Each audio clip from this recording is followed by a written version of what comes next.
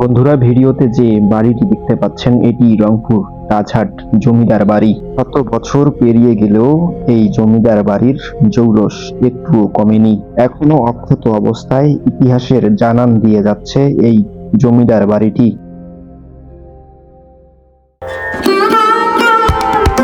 রংপুর জেলার তাজহাট, ডিমলা, কাকিনা, মোহনা, পীরগঞ্জ, বর্ধনকোট ইত্যাদি এইসব এলাকায় বেশ কিছু বিখ্যাত জমিদারের বংশ ছিল। তাদের ছিল বিশাল আয়তনের সুন্দর সুন্দর প্রাসাদ, যার মধ্যে তাজহাট জমিদার বাড়ি সর্বাধিক বিখ্যাত। শিখ ধর্ম থেকে হিন্দু ধর্মে রূপান্তরিত মাল্লালাল রায় ছিলেন তাজহাট জমিদার বংশের প্রতিষ্ঠাতা। তিনি পাঞ্জাব থেকে এদেশে আসেন এবং রংপুরের মাহিগঞ্জে বসবাস শুরু করেন। সে সময় রংপুরের মাহিগঞ্জ ছিল রংপুরের জেলা সদর।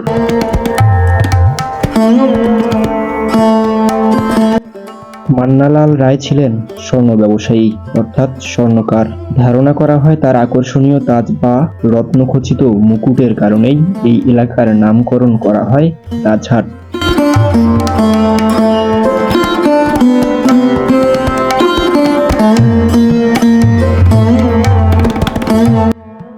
মান্নালাল রায় জীবনদশায় অনেক ভূসম্পত্তির মালিক হন এবং ক্রমশই রংপুরের আশেপাশের এলাকা নিজ আয়ত্তে নিয়ে আসেন। মান্নালাল রায়ের ধন সম্পদ প্রাচুর্যের ঊর্ধ্বমুখী সময় তার ছেলের ঘরে পুত্র সন্তান জন্ম নেয়। তারপরেই দাদা মান্নালাল রায় তার নাতির নাম রাখেন ধনপাতলাল রায়।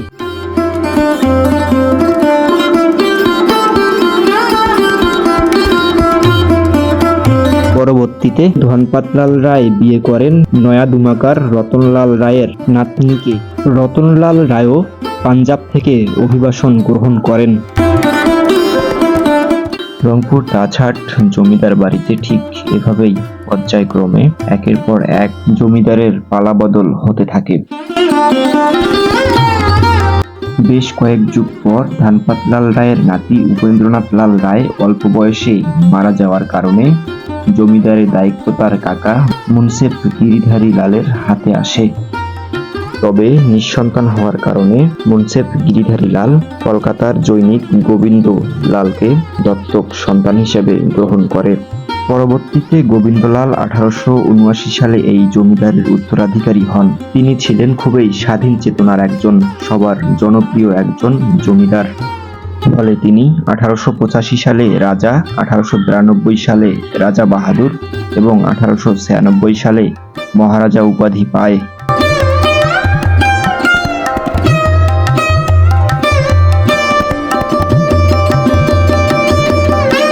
গোবিন্দলাল রায় 1897-এর প্রবল ভূমিকম্পে নিজ বাড়ির ধ্বংসস্তূপের নিচে চাপা পড়ে মৃত্যুবরণ করে। গোবিন্দলালের মৃত্যুর পর প্রায় 11 বছর পর 1908 সালে তার ছেলে মহারাজা কুমার গোপাললাল রায় জমিদারির দায়িত্ব গ্রহণ করেন। জমিদারি পাওয়ার পর জমিদার গোপাললাল রায় তাজহাট জমিদার বাড়ি নির্মাণ কাজ শুরু করেন। বাংলাদেশের অন্য সব জমিদার বাড়ির থেকে একটি জায়গায় ভিন্নতা খুঁজে পাওয়া যায় এই জমিদার বাড়ির। এই জমিদার বাড়ির দোতলায় উঠতে হলে প্রবেশ মুখেই পড়ে সর্বমোট 31টি সিঁড়ি। প্রতিটি সিঁড়ি ইতালীয় ঘরানার মার্বেল পাথরের তৈরি। জমিদার বাড়িটি প্রায় 210 ফুটের মতো প্রশস্ত ও 4 তলা ভবনের সমান উঁচু। গঠনশৈলী প্রাচীন মুঘল স্থাপত্য থেকে নেওয়া হয়েছে বলে অনেকের অভিমত, কারণ মধ্যভাগে বিশাল একটি গম্বুজ, দুই পাশে ছড়িয়ে যাওয়া দালান মুঘল স্থাপত্যের রীতির কথাই জানান দেয়। জমিদার বাড়ির প্রাচ্যভাগে গুপ্ত সিঁড়ি রয়েছে।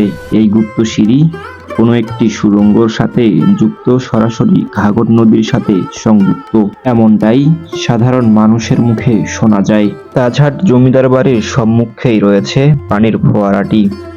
কালের বিবর্তনে শ্বেত শুভ্র সবুজ আভা নকশার কিছুটা মলিন হলেও এখনো কমেনি এর জৌলস। কথিত আছে রানীর জন্যই এটি বিশেষ করে নির্মাণ করা হয়।